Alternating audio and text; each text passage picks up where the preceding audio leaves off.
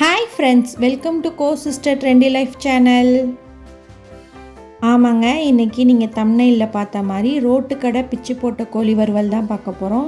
ரொம்ப சிம்பிளாக ஈஸியாக எப்படி பண்ணிடலான்னு காட்டுறேன்.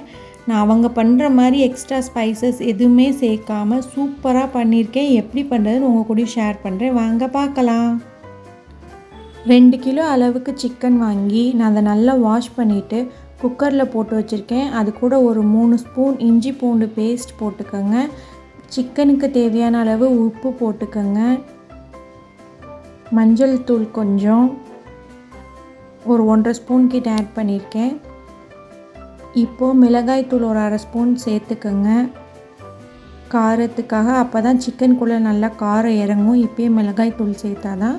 இப்போ நல்லா கலந்து விட்டுட்டு அந்த மஞ்சள் தூள் மிளகாய் தூள் எல்லாம் கூடயும் சேர்கிற மாதிரி நல்லா கலந்து விட்டுருங்க.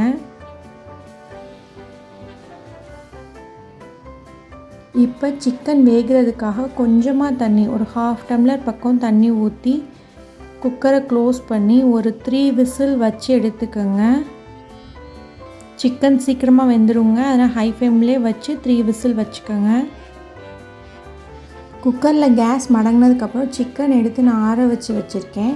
பாருங்கள், சிக்கன் நல்லா வெந்திருக்கனால சீக்கிரமாக பிக்க வந்துருச்சு. சாஃப்டாக நல்லா வெந்திருக்கு. இந்த பக்கத்தில் இருந்தால் போதும். நீங்கள் சிக்கனில் இருந்த தண்ணியும் கீழே ஊற்றிடாதீங்க, அந்த சூப்பு அதுவும் தேவைப்படும் நம்மளுக்கு. எல்லா சிக்கனையும் இது மாதிரி எலும்பு இல்லாமல் தனியாக செப்பரேட் பண்ணி வச்சுக்கோங்க.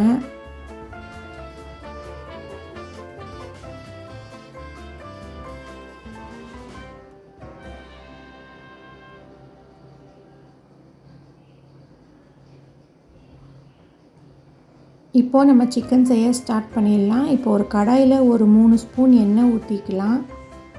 கொஞ்சமாக கடுகு உளுந்தம் பருப்பு, 3 பட்டை வெத்தலை நான் கிள்ளி போட்டிருக்கேன். இப்போது கருவேப்பிலை போட்டு நல்லா தாளிச்சிக்கலாம். இப்போ நான் ஒரு 2 பெரிய வெங்காயத்தை ரஃப்பாக சாப் பண்ணி போட்டிருக்கேன். ஏற்கனவே சிக்கன் கூட உப்பு போட்டிருக்கோம், அதனால் வெங்காயம் வதங்குறதுக்கு மட்டும் அளவாக உப்பு போடுங்க, நிறைய போட்டுறாதீங்க. இதுக்கு வெங்காயம் செவக்க வதக்கணும்னு அவசியம் இல்லை, ஓரளவுக்கு வதங்கினா போதும். இப்போ இன்னும் கொஞ்சம் மஞ்சள் தூள் போட்டுக்கலாம், சீரகத்தூள் கொஞ்சம்,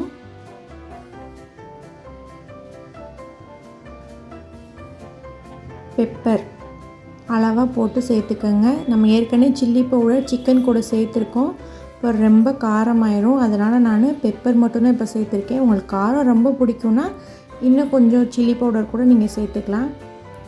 இப்போது பிச்சு வச்சுருங்க சிக்கனை ஃபுல்லாக இதில் ஆட் பண்ணி நல்லா கிளறி விட்டுருங்க. அந்த பெப்பர் எல்லா சிக்கன்லேயும் சேர்கிற மாதிரி கிளறி விட்டுருங்க.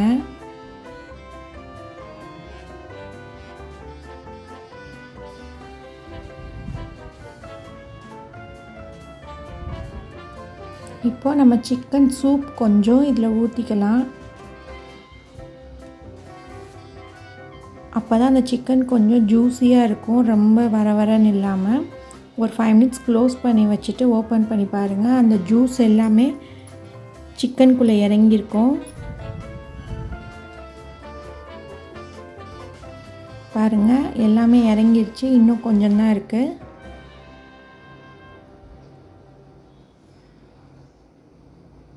இந்த ஸ்டேஜில் கருவேப்பிலை, கொத்தமல்லி தழை, பெரிய வெங்காயம் கொஞ்சம்.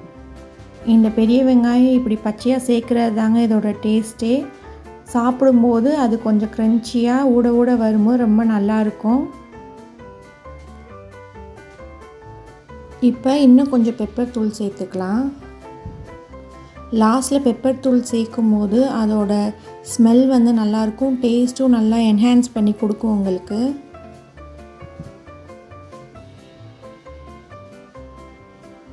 இப்போ நம்ம ஃபைனலாக போட்ட ஆனியன், பெப்பர் எல்லாம் நல்லா கலந்து வர மாதிரி நல்லா வத்த விட்டு இறக்குங்க.